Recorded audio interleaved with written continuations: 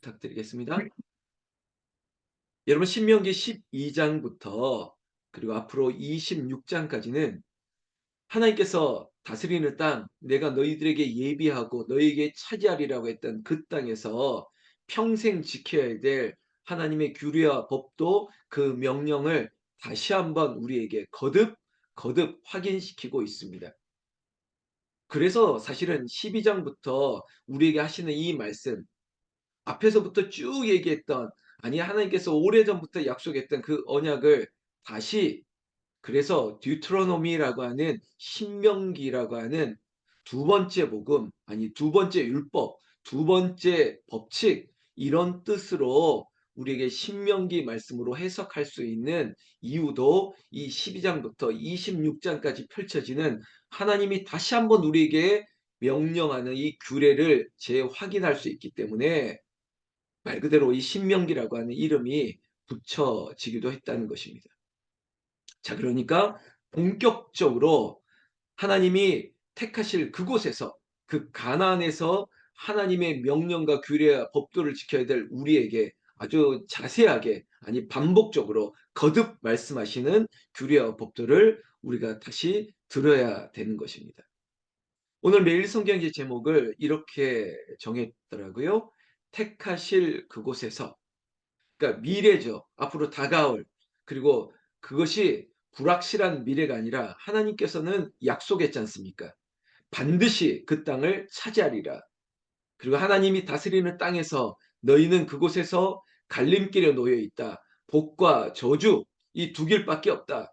그런데 내 규례와 명령, 내 말을 지킬 때에는 하나님이 복을, 축복을 예비했다. 그 땅이 바로 가나안, 요단을 건너 곧 너희들이 밟을 땅, 그 땅에서 어떻게 살아가야 될지 여러분 이미 완료된 거나 다름없습니다.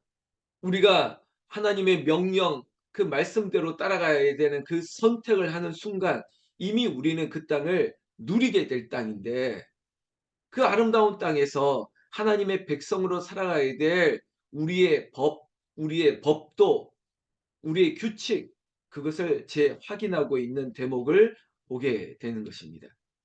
1절 말씀, 그래서 제가 지금 조금 전에 말했던 그 말씀 그대로 이렇게 얘기하고 있습니다.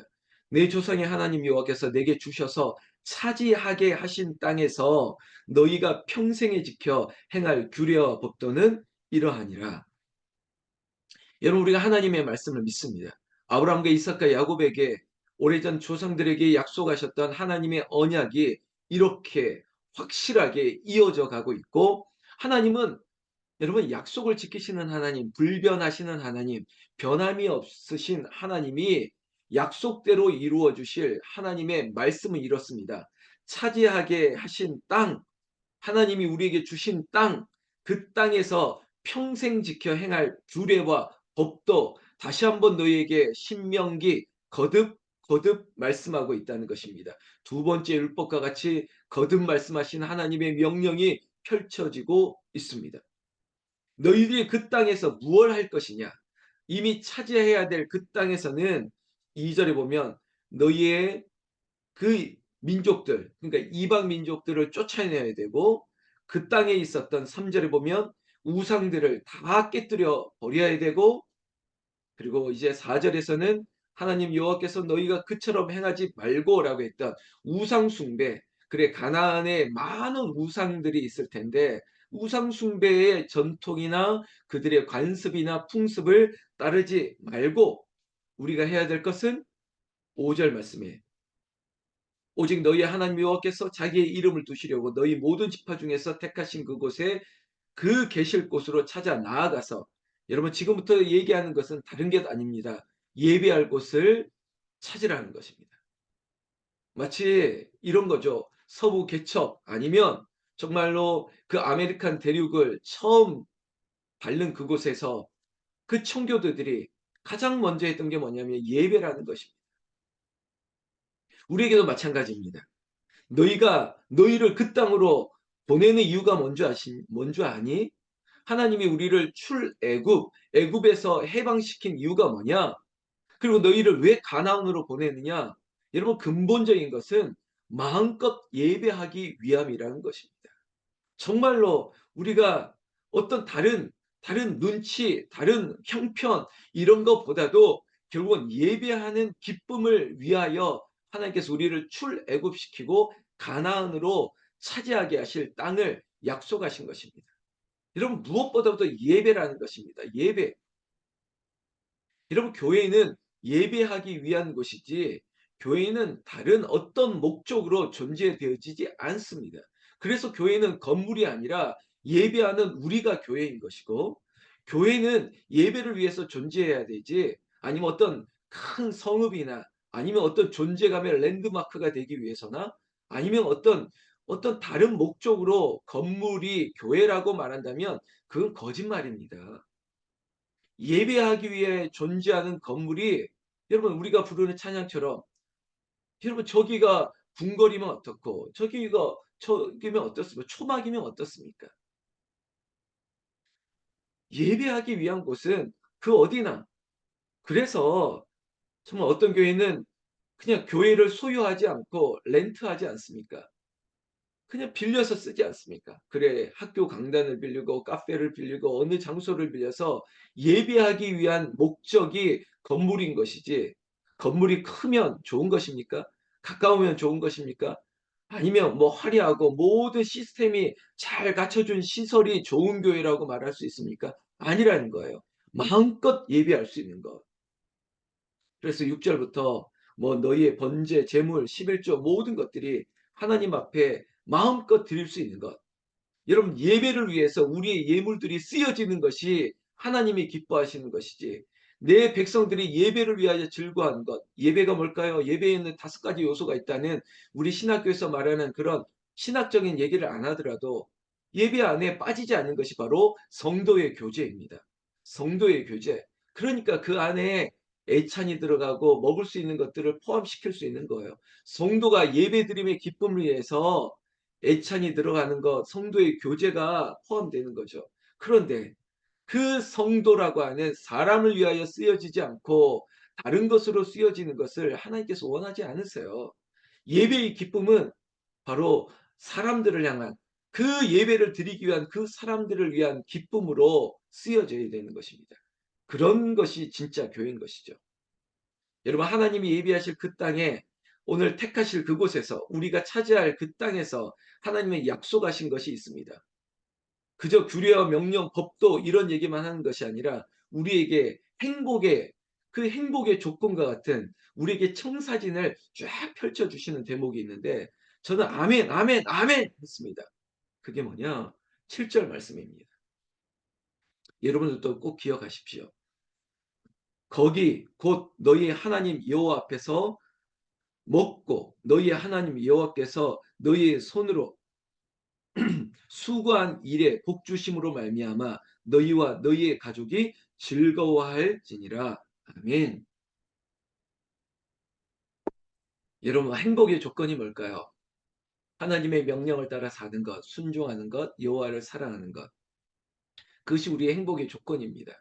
그래야만 하나님께서 복을 주시는 것이고 그래야만 하나님께서 우리에게 약속한 모든 것들을 누리게 되는 것인데 오늘 이 우리가 택하실 그곳 이 요단 건너 이 가나안의 그곳에서 하나님이 우리에게 명령과 같이 말씀하는 건 뭐냐면 즐거워해라 라는 것도 명령이라고요. 근데 어떤 거예요? 제가 조금 전에 말했던 성도의 교제요. 성도의 애찬 여호와 앞에서 먹어라. 너희 하나님 여호와께서 너희 손으로 수고한 일에 복 주심으로 말미암아 너희와 너희의 가족이 즐거워할지니라. 여러분 광야를 지나오면서 그리고 특히 모세 그리고 우리가 불렀던 여호수아 본바다 여러분 남들은 부정된 얘기를 할지라도 여호수아와 갈렙과 여호수아는 이 땅을 차지하리라 했던 그런 믿음에 수고했던 사람들 앞장섰던 사람들 지금도 교회를 위해서 사람들은 뭐라고 얘기해도 아유 아유 아유 뭐 어떤 얘기를 할지라도 그 수고한 일에 복 주시는 것 뭐냐면 너희와 너희의 가족이 즐거워할지니라. 너희의 믿음의 자녀들, 너희의 후손들, 그리고 하늘나라의 영가족, 믿음으로 함께 여기까지 왔던 너희가 차지할 그곳에서 너희는 즐거울 일들만 남았다. 이거 아닙니까? 이게 소망이죠. 이것이 우리에게 주시는 비전이죠. 얼마나 아름다운 얘기입니까? 제가 그래서 오늘 12장 7절 이 새벽 본문을 보면서 아멘, 아멘 하면서 제가 어제 얼마나 감사했는지 하나님, 그렇죠. 그렇죠. 나의 기쁨이 아니라 항상 복수입니다. 그리고 이 모든 공동체, 너희와 너희의 가족, 여러분 우리가 하늘나라 영가족에 얘기했던 우리를 향한 하나님의 그 놀라운 약속 즐거워할지니라. 그리고 8절 우리가 오늘 여기에서는 각기 소견대로 하였거니와 너희가 거기에서는 그렇게 하지 말지니라. 제가 이 아멘하고도 이 8절 보면서 제가 쓴 웃음을 지었습니다. 왜냐하면 하나님은 어떻게 이렇게 잘하세요? 하나님은 어떻게 이런 세밀한 부분까지도 이렇게 우리에게 당부하시죠? 여러분 어떠세요? 목사님 이거 무슨 말씀이죠? 라고 갸우뚱하지 말고 들으세요. 있는 그대로입니다. 보세요. 이렇게 해야 됩니다. 비포 애프터 이런 겁니다. 마치 뭐 다이어트 프로그램을 하는 어떠한 뭐 단체에서는 야 이전에는 이런 모습이었는데 비포 그러나 후에는 이런 모습으로 바뀌었다. 이런 걸 홍보하지 않습니까? 근데 하나님도 마치 그렇게 얘기하는 거예요. 여기에서는 이랬는데 거기에서는 그렇게 하지 말아라 라고 미리 당부하는 게 뭐냐? 왜 가족이라고 하면서 너희들이 지금 광야를 지나 가나안의 복을 누려야 될 백성들이 그래, 그래. 여기에서는 여기에서는 그래 광야에서는 그럴 수 있어라고 했던 가장 큰 게 뭔지 아세요? 각기 소견대로 했다는 거죠. 그렇잖아요. 모세가 말했는데도 아론이 갑자기 이런 말하고 또 저런 말하고 그러지 않습니까? 백성들이 다 각기 소견에 오른 대로 여러분 이 말씀 앞으로 사사기에도 나오거든요. 사사시대, 사사시대의 핵심은 뭐냐? 각기 자기 소견에 오른 대로 행동했거든요. 하나님이 가장 싫어하는 거예요. 하나님의 규례, 명령, 법도 하나님의 말씀이 기준이지 어디 자기 소견에 오른 대로 아유 내가 맞고 내 말이 맞고 그래 여기에서는 그럴 수 있어라고 하나님께서 인내하고 참아 주셨는데 그렇다면 거기에서는 거기는 어디입니까? 오늘 택하실 그곳 가나안에서 너희들이 차지할 그 땅에서는 제발 그렇게 하지 말지니라. 그렇게가 뭐죠? 자기 속에 옳은 대로 내 말대로 내 뜻대로 이러면 오직 하나님의 뜻대로 오직 하나님의 뜻대로 주님 뜻대로지 어떻게 내 소견에 오른 대로 그러니까 이 8절 말씀 보니까 제가 쓴 웃음을 지었다고요. 하나님, 그래요. 각기 자기 소견에 오른 대로 그렇게 말할 수 있거니와 이제는 이 땅에서는 앞으로는 그러지 않겠습니다. 우리가 같은 마음과 같은 뜻으로 온전히 합하라. 저에게 이 교회에 부르실 때 주셨던 비전이었거든요. 왜 그런 비전을 주셨을까? 여러분, 이제부터는 그렇게 하지 말라는 것입니다. 같은 마음과 같은 뜻으로 정말로 그렇게 해야 된다는 것이죠. 이것이 우리에게 말씀하신 명령입니다. 9절 말씀. 너희가 너희 하나님 여호와께서 주시는 이 안식과 기업에 아직은 이르지 못하였다는 겁니다. 아직은 이제 한 걸음 더 나아가면 되고 이제 차지할 그 땅, 택하실 그곳이지만 현재는 now 지금은 아직이라는 겁니다. 아직이다 보니까 빨리 우리의 마음과 우리의 준비를 하라는 겁니다. 왜냐? 10절에 보면 이제 너희가 요단을 건너 하나님 여호와께서 너희에게 기어 부르신 땅에 이르게 될 때는 이렇게 얘기하는 거죠. 여러분 12장부터는 앞으로 이제는 이전 얘기가 아니라 앞으로 차지할 땅, 그 가나안에서 너희가 해야 될 일들에 대해서 말해주는 거라고 제가 말씀드렸죠. 그러니까 10절에 보니까 너희를 평안히 거주하게 하실 때에 안식을 주시고 모든 대적을 쫓아내시고 하나님께서 이제는 복을 누리실 그곳에서 너희가 해야 될 것이 뭐냐? 또 거듭 말씀하십니다. 아유 하나님 진짜 잔소리 하나님 말씀 되게 많으시네요. 이렇게 듣지 마시고 11절에 오죽하면 하나님께서 당부하고 있지 않습니까? 11절부터 쭉 보면 그곳에서 너희는 이렇게 해야 되고 저렇게 해야 되고 그러니까 근본적인 목적은 뭐냐? 하나님 앞에 온전한 예배 드리기 위해서 하나님께서 그 예배의 규례 그러니까 당시에는 그 제사의 규례들을 확실하게 하는 거예요. 그 중에 하나가 뭔지 아세요? 너희의 예배를 너희 마음대로 드리지 말고 그중에 핵심은 뭐예요? 바로 레위인, 그 예배를 집례하는 제사장이나 그 레위인들에 대한 규례를 엄격하게 한다는 것이에요. 여러분 그냥 우리끼리 예배하면 좋을 것 같고 그냥 우리가 누구 중에 아무나 택하면 될 것 같고 이런 거 있지 않습니까? 14절을 보면 오직 너희 한 지파 중에 여호와께서 택하실 그곳에서 번제를 드리고 또 내가 내게 명령하는 모든 것을 거기서 행할지니라 이렇게 하면서 여러분 엄격한 예배. 여러분 제가 담임 목사인데 제가 담임 목사의 어떤 권위를 위해서가 아니라 예배의 주권을 누구에게 주셨습니까? 지금 위임 맡은 저에게 하나님께서 맡기신 거잖아요. 그런데 아유 담임 목사보다 내가 앞장서서 마이크 잡고 내가 말하는 게 훨씬 더 내가 더 잘하겠다. 내가 더 은혜를 내가 설교해도 더 잘하겠다. 혹시 그런 마음 아유 그거 혹시라도 있으면 빨리 지우십시오. 제가 아무리 뭐 부족하더라도 하나님께서 맡겨진 시간과 하나님의 뜻이 있습니다. 그리고 그 뜻이 아니면 하나님께서 저에게 알게 하시고 하나님께서 하시면 되실 일들을 '내가 하는 게 낫겠다.' 이런 생각 안 된다는 겁니다.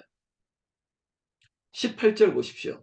오직 내 하나님 여호와께서 택하실 곳에서 내 하나님 여호와 앞에서 너는 내 자녀와 노비와 성중에 거주하는 레위인과 함께 그것을 먹고 또 내 손으로 수고한 모든 일로 말미암아 내 하나님 여호와 앞에서 즐거워하되 여러분 우리 지금 북한산 기도원 하늘나라의 영가족들이요. 여러분 목사와 온 성도들이 성도와 온 백성들이 점진적으로 여러분 심지어 그 땅에서 그곳에 있을 너희의 노비들에 이르기까지 모든 사람들이 즐거워할 것이라는 것입니다. 여러분 그래서 우리 권사님 또 붙들고 기도하는 거예요. 함께 그 땅에서 여호와 앞에서 즐거워합시다. 노비와 성중에 있는 사람들도 그렇다라고 하는데 거기에서 이 광야를 지나오면서 수고했던 너희여 오늘 그랬지 않습니까? 수고한 일에 복 주실 것이라고. 그 복을 같이 누리고 같이 즐거워하자는 것이. 이 자리에 있는 모두가 함께 이 복을 선택하고 이 땅에서 즐거워할 일들 하나님이 이미 주셨어요. 우리에게 주신 거예요. 주신 것들을 누려야 되지 않겠습니까? 19절 마지막. 너는 삼가 너 땅에 거주하는 동안에 레위인을 저버리지 말지니라. 사랑하는 하늘나라 영가족이여 19절 제가 레위인입니다. 담임 목사를 저버리지 마십시오. 부탁을 드립니다. 이거 뭐야 뭐 이게 뭐 지금 선거 운동하냐 이렇게 들리지 마시고 말씀 그대로 레위인을 저버리지 말지니라. 담임 목사를 저버리지 마십시오. 또한 여러분들이 레위인이고 여러분들이 지금 제사장입니다. 하나님도 여러분을 저버리지 않습니다. 그리고 우리가 서로를 향해서 서로를 잊지 맙시다. 권사님 수고했습니다. 우리 집사님, 장로님 수고했습니다. 그래 이 은혜, 이 수고를 우리가 서로도 잊지 말고 우리가 함께 여호와의 차지할 그 땅에서 우리에게 주실 그 땅에서 너희 가족이 즐거워할지니라 했던 이 복을 함께 누리기를 사모하고 서로를 향해서 격려하고 그래 서로의 은혜와 수고를 하나님을 잊지 마는 건 당연한 거지만 여러분 레위인을 저버리지 말지니라. 오늘 우리에게 주신 마지막 본문을 담임 목사를 향한 긍휼의 자비의 눈으로 봐주시고 그리고 서로를 향한 우리 장로님을 봐주시고 우리 권사님, 우리 집사님, 온 가족들을 그렇게 기억해 주시기를 바랍니다. 기도할까요?